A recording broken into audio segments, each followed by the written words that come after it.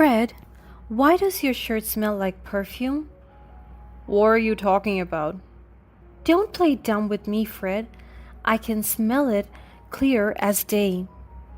I don't know what you're talking about. You're lying to me, Fred.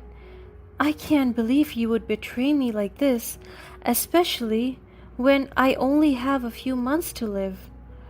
Betty, please, I swear I haven't cheated on you. Then how do you explain the perfume on your shirt? I don't know. Maybe someone bumped into me at work or something. That's a terrible excuse, Fred. I can't believe you would try to lie to me like this. I'm not lying, Betty. I love you and would never do anything to hurt you. I don't know if I can believe you anymore, Fred. This is just too much for me to handle right now. Hi there. My name is Betty, and I'm here to share my story with you. I was in my 60s when I found out that I only had 6 months left to live. It came as a shock, to say the least.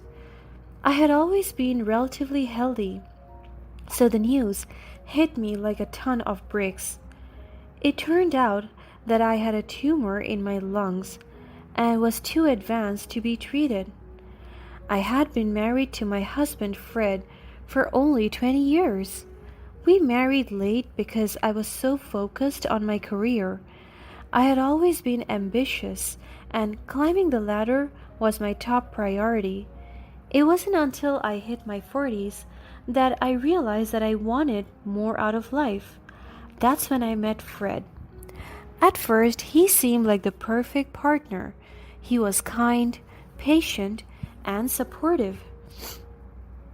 He understood my drive and my passion for my work, but he also knew when to encourage me to take a step back and enjoy the simpler things in life. We had a good life together. Of course, we had our fair share of arguments, but they were never too serious. The only thing that I didn't quite like about him was that he could be a bit of a flirt sometimes, but I'd usually brush it off, thinking a little flirting would help him do his job better, and after all, it was harmless. Fred was a collector and gallery manager, and I was a painter. While his job required him to go out a lot and socialize with people, I spent a lot of my time reflecting and working alone. We actually met at work and got together not long after. We both shared a love for art and culture, and we often worked together on projects. Fred was my biggest supporter and critic. He always pushed me to be better and to try new things.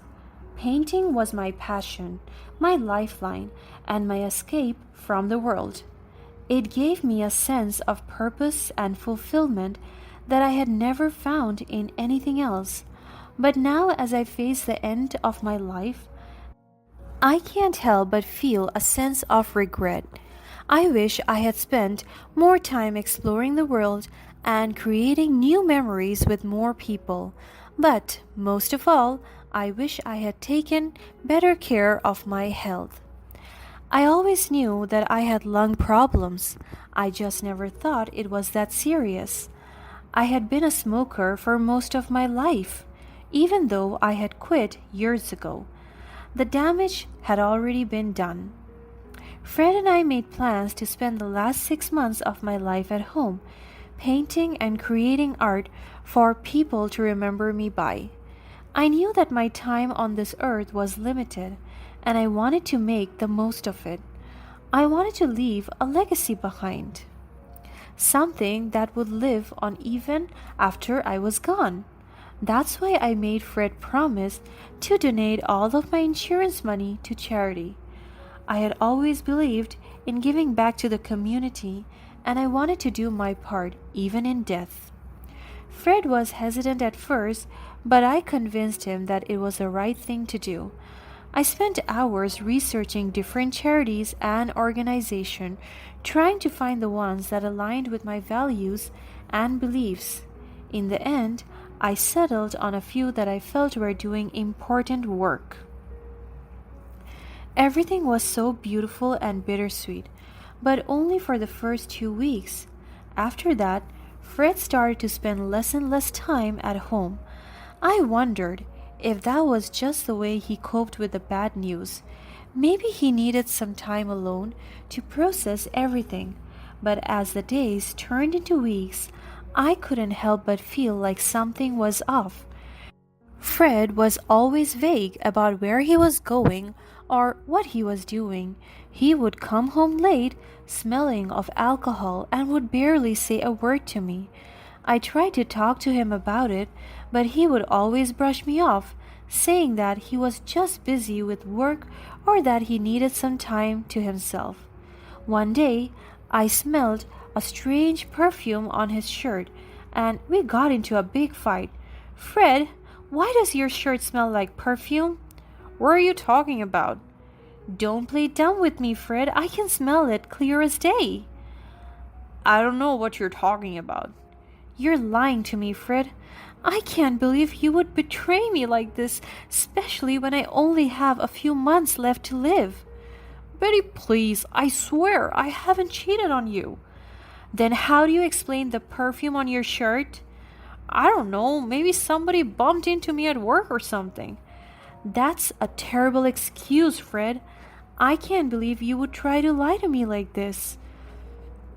I'm not lying, Betty. I love you and would never do anything to hurt you. I don't know if I can believe you anymore, Fred. This is too much for me to handle right now. Despite the fact that he kept denying it at all costs, my gut feeling was telling me something else, and I was devastated. It wasn't even about the perfume anymore. It was about everything else. The way he would come home late or treat me like a burden in his life. The only thing in my mind was, how could he do this to me? Especially now, when I needed him more than ever. We argued for hours, and I cried until I had no more tears left. After that, Fred tried to make it up to me by buying me flowers every day and cooking romantic dinners for me. He would hold my hand and tell me how much he loved me and how sorry he was for how he had made me feel. I was still hurt, but couldn't shake off the bad feeling. I couldn't help but wonder if he was only doing these things to make himself feel better or if he was truly remorseful. But I didn't want to spend the last months of my life worrying about nonsense. I decided to try and let go of my anger and focus on the good moments we had left together. As the days went by, I found myself spending more and more time working on my last painting collection. It was my final masterpiece, and I poured all of my emotions into it. The more I worked on it, the more I knew it was something special. And then something incredible happened. I found a very wealthy and well-known art collector who would love to purchase my last painting collection, which would result in an enormous payout. It was the news I had been waiting for, the validation I had always wanted for my work. I knew it was something that would make Fred proud, but for some reason, I didn't tell him right away. I still had doubts about him, and I didn't know if I could trust him with something so important. The thought of him taking advantage of me or my work made me feel sick to my stomach. Soon I realized that my gut feeling was spot on. That day I decided to meet up with the art collector. I didn't want to tell Fred about the meeting, so I told him that I was out with some friends. The meeting was shorter than I thought, and I finished earlier than expected. As soon as I came back home, I walked into my husband with a woman in our bedroom. I was shocked and didn't know what to do. All the trust that I had put in him came crashing down. I overheard him telling her that he would spend my insurance money on her, not on a charity as we had previously discussed. My heart sank and my tears streamed down my face. I couldn't believe that he would betray me in such a way. I confronted them right there and then, kicked that woman out of my house, and had a huge fight with Fred. I can't believe you would do this to me, Fred. How could you cheat on me with another woman? Oh, please, Betty, stop being so clingy. You're going to be dead soon anyway with your illness. How could you say something like that? I thought you loved me. I do love you, but that doesn't mean I have to be tied down to you forever. You're always so needy and demanding. I need some space. I am not needy. I just want to spend the rest of my time with you and have a happy life together. Is that too much to ask? Yes, it is too much. You're always nagging me and making me feel suffocated. I can't take it anymore. I'm sorry if I've been a burden to you, Fred. I didn't mean to be. I just wanted to share my life with you. Well, you're not sharing anything with me anymore. I'm done with this marriage. It's over. You're breaking up with me? After cheating on me like that? Fred, have you ever even loved me? How could you do this to me after all that we have been through? Listen up. You're going to be dead anyway with your illness. Don't you get it? I'll say it again. You are going to die soon. So don't tell me what to do. That's it. I don't deserve it. Get out. I kicked him out of my house right that night. I was deeply hurt by Fred's cruel words. I couldn't believe that he would say something so heartless to me, especially since I was already dealing with so much on my plate. As he was leaving, he threatened to get my insurance money and our shared property, no matter what. For the next few days, I felt so lost and alone. I couldn't believe that someone I loved and trusted could turn on me so quickly, but eventually I knew that I had to be strong. I contacted a lawyer and started to protect my assets. The process wasn't easy. I knew that I had to fight for what was rightfully mine. I couldn't let Fred's cruel words and threats get to me. As part of securing my assets, I decided to draft a will. I made the decision to donate all of my insurance payouts to charity, leaving Fred with no money. I knew it was a bold move, but I felt like it was the right thing to do. I wanted to make sure that my money went towards a good cause and not into the hands of someone who had hurt me so deeply. But everything did not go as planned. To my surprise, Fred had been spying on me. He found out that I had met up with a lawyer and knew that I was taking steps to protect myself.